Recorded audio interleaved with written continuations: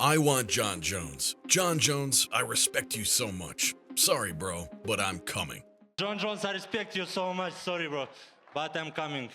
This is what Sergey Spivak had to say after his dominant defeat over Derek Lewis. Calling out John Jones is a bold move, especially for a 28-year-old fighter ranked number 8 in the world. You can see why Jones is arguably the best fighter in the promotion's history. But can Spivak back it up? Let's have a look. First things first, who is Sergey Spivak? The Polar Bear Spivak is a heavyweight fighter out of Moldova. For some reason, heavyweights seem to just fall out of the trees in Eastern Europe. Polar Bear seems like a great nickname, not because he hunts wild seals, but because of his build. Spivak isn't the tallest heavyweight at 6 foot 3 inches, but at 256 pounds, I dare you to say he isn't a big man.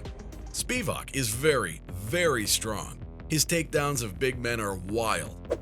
Back in 2019, he took Tai Tuivasa down an impressive 7 times. Now, folks, it's important to remember that the takedown record for heavyweights is only 10. Lifting a man like that isn't easy, but Sergey is a natural. At UFC 272, he threw a 290-pound Greg Hardy around like a doll. I mean, 290 pounds. That's the same as a large refrigerator.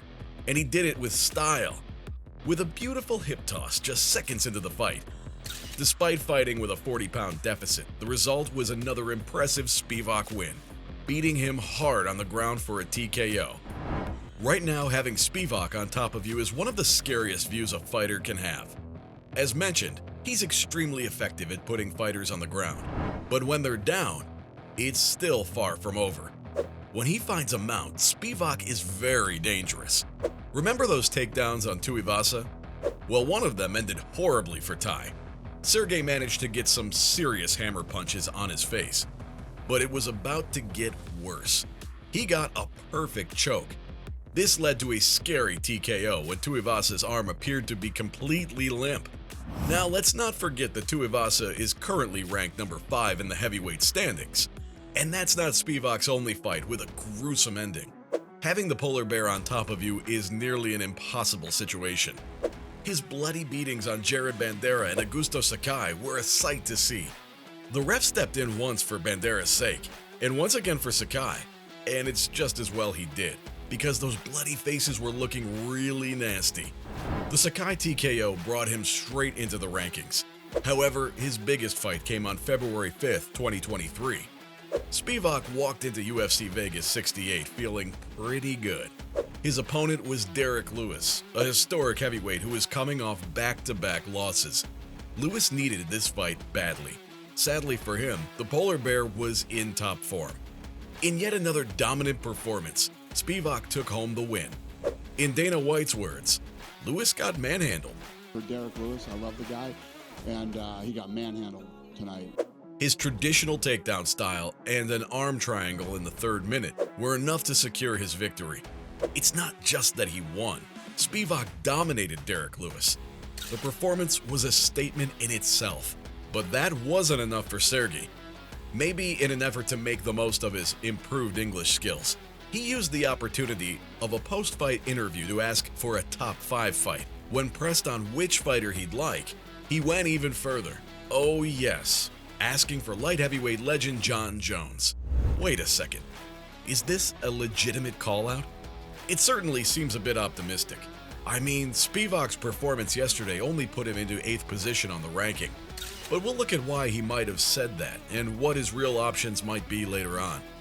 First of all, and I'm being extremely hypothetical here, I know, if it were a possibility, what would we expect from a fight between these two? Well, it would definitely be interesting. First of all, the fact is we know Jones is returning to the octagon. And we also know we'll be seeing him fight as a heavyweight for the first time. Obviously, fighting in a new weight class is a challenge for any fighter. Jones fought at the 205-pound limit for a light heavyweight. Once again, Spivak is fighting at around 256. Obviously, we can expect a huge change in that gap. Jones will show up with a lot of added weight, which will make a big difference for the already powerful striker. Nevertheless, the change in weight class would still favor natural heavyweights.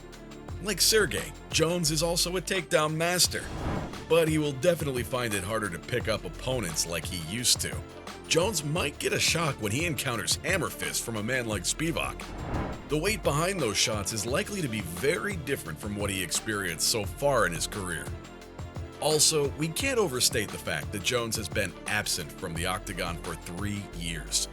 These details will mean a small advantage for any heavyweight who faces Jones in the division.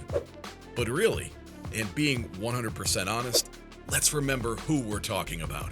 Jon Jones is a fucking legend. This man is practically undefeated.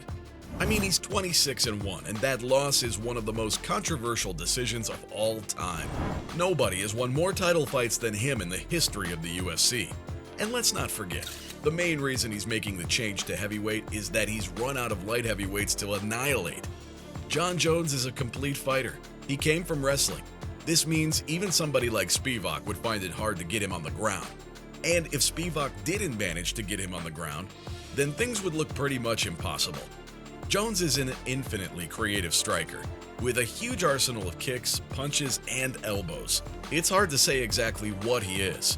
He feels like a Muay Thai fighter when he's on his feet, but is an extremely effective wrestler when he's on the ground. I think the simple truth is that Jon Jones is good at everything. Jones is stepping into the heavyweight division to fight Cyril Gane on March 4th. The belt that Francis Ngannou dropped on his way out is on the line that night. Meanwhile, Jones has also stated while in the division he wants to fight Stipe Miocic.